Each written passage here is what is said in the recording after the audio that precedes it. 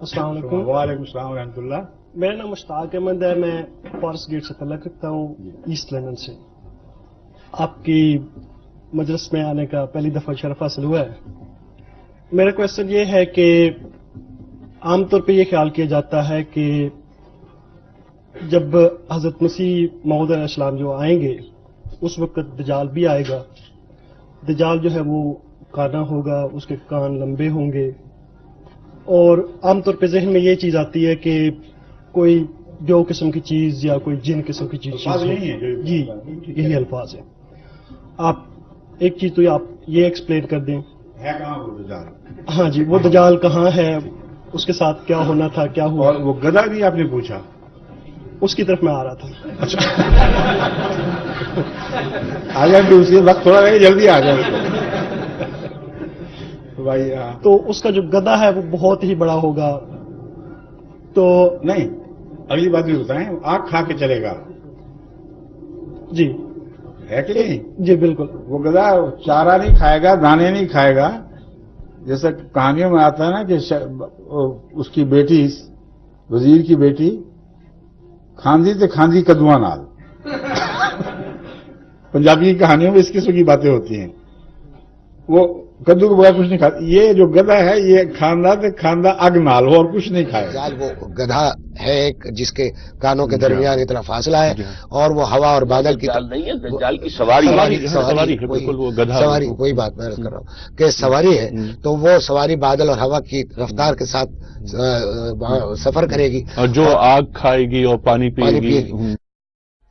لہذا بس اجمالی طور پر تو ہم مانتے ہیں کہ ایک شخص دجال آئے گا اور وہ کانا ہوگا, اس کی ایک آنکھ ہوگی, لیکن اس کے پاس قوت اتنی ہوگی کہ وہ کسی زمین کو کہے گا کہ نکالو اس میں سے اپنے خزانے, اور وہاں جو ہے وہ پھر لہلہاتی ہوئی کھیتیاں ہو جائیں گی, زمین کے خزانے نکل آئیں گے, اور وہ جو ہے انتہائی تیز رفتار ہوگا, پوری دنیا میں چکر لگا لے گا چند دن کے اندر. پھر یہ کہ وہ رزق کے خزانوں کو اپنے قابو میں لے آئے گا کہ صرف اسی کو رزق دے گا جو اس کو تسلیم کرے کہ ہاں تو خدا ہے, اس کی خدائی کو تسلیم کرے. اہل ایمان پر وہ سخت ترین وقت ہوگا. جی تو اب ہمارے لیے دو چیزیں پیش کرنی ہیں. ایک ایسا گدھا جو اتنا بڑا ہو جتنا حدیث میں بیان فرمایا گیا ہے کہ اس کے دو کانوں کے درمیان 105 فٹ کا فاصلہ ہو, اس کے پیٹ میں آگ ہو, آگ کھا رہا ہو, اور پھر بھی سواریاں اس کے اندر بیٹھیں.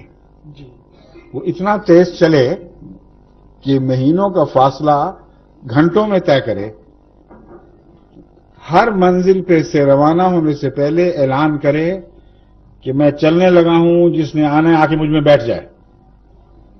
وہ خشکی پر ہی نہ چلے, سمندر میں بھی چلے, اور سمندر میں چلے تو اتنا بڑا ہو جائے وہی گدھا کہ اس کے اوپر دجال گندم کے یا دوسرے رزق کے پہاڑ بھیجے ان قوموں کی طرف جو اس کی سرداری تسلیم کرتے ہیں, اور غیر بھوکے مر جائیں اس کو پرواہ نہ ہو.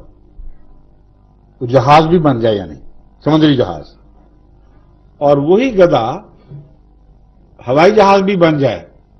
فرمایا اس کی چھلانگ اتنی ہوگی کہ ایک پاؤں مشرق میں تو دوسرا مغرب میں جا کے ٹکے گا, اور سواریاں اس کے پہلو سے اس کے اندر بیٹھیں گی.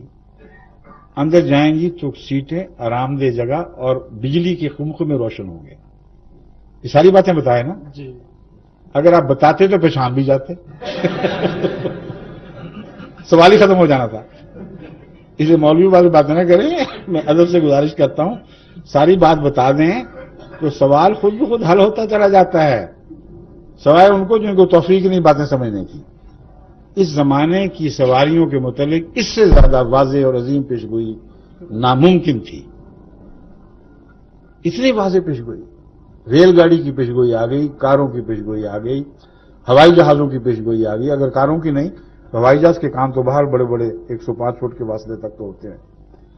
آگ کھاتے ہیں, پھر بھی آگ الگ رہتی ہے, لیکن مسافر بیچ میں آرام سے سفر کرتے ہیں. جانے سے پہلے گھنٹیاں بجتی ہیں, جھنڈیاں ہلائی جاتی ہیں, اعلان ہوتے ہیں گاڑی چلنے کے لیے ہے, آؤ بیٹھو, بند ہونے لگی. ایئرپورٹ پر اعلان ہو رہے ہوتے ہیں ہوائی جہاز اڑنے کے لیے تیار ہے, کراچی سے نیو یارک کے لیے تیار ہے. اور پھر جب بیٹھ جاتے ہیں پھر سفر کرتے ہیں. اتنی تفصیلی پیشگوئی ساری انبیاء کی تاریخ میں سے کوئی نکال کے دکھائیں اس شان سے پوری ہوئی ہو. اور ابھی گدھا نظر ہی نہیں آ رہا.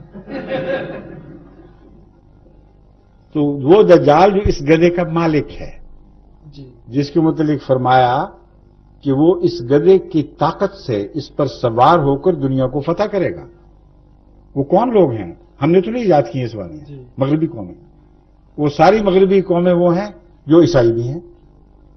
تو آئندہ زمانے میں وہ عیسائی طاقتیں جنہوں نے دنیا پر عروج حاصل کرنا تھا، دنیا پر ایک عظیم غلبہ حاصل کرنا تھا، اور ان کے غلبے کا راز تیز رفتار سواریوں نے بننا تھا.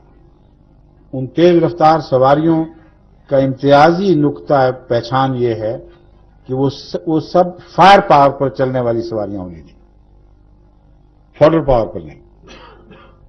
یہ پیشگوئی پوری ہوئی ہے کہ نہیں؟ جی ہو گئی. تو پھر بات ختم. اگر آپ کے پاس ٹائم ہو تو میں میرے پاس تو ہے لیکن ایک سوال اور باقی ہے. ابھی آپ انتظار کریں. چلیں اس سوال کے بعد اگر پھر وقت ہوا تو میں واپس آپ کو بلا لوں گا. چلیں. ٹھیک ہے.